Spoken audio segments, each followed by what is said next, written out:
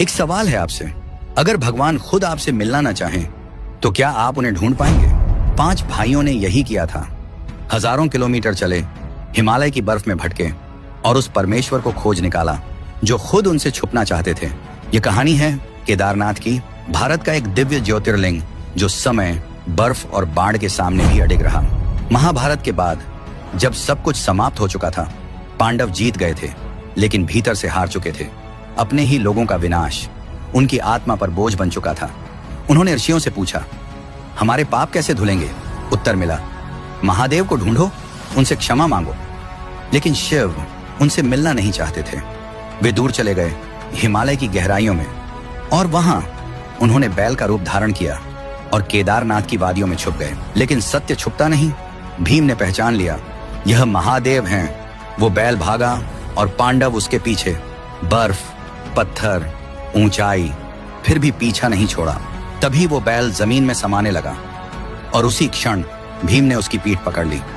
शरीर धरती में विलीन हो गया, लेकिन कुबड़ बाहर रह गया और वहीं प्रकट हुए केदारेश्वर।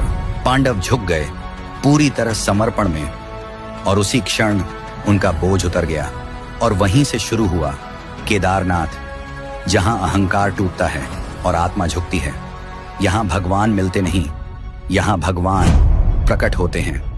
लेकिन कुबड़ तो यहीं मिला, पर बाकी अंग वो कहीं जमीन में छुप गए थे और जब वो प्रकट हुए तो 4 और मंदिर बन गए। आज हम जाएंगे उन चारों मंदिरों की यात्रा पर। यही है पंच केदार। पहला, तुंगनाथ, दुनिया का सबसे ऊंचा शिव मंदिर।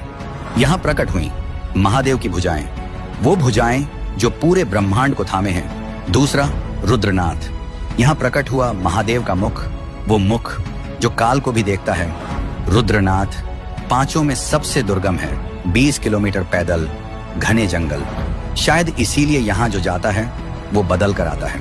तीसरा, मध्यमहेश्वर, यहां प्रकट हुई उनकी नाभि, सृष्टि का केंद्र, जहां से जीवन शुरू होता है।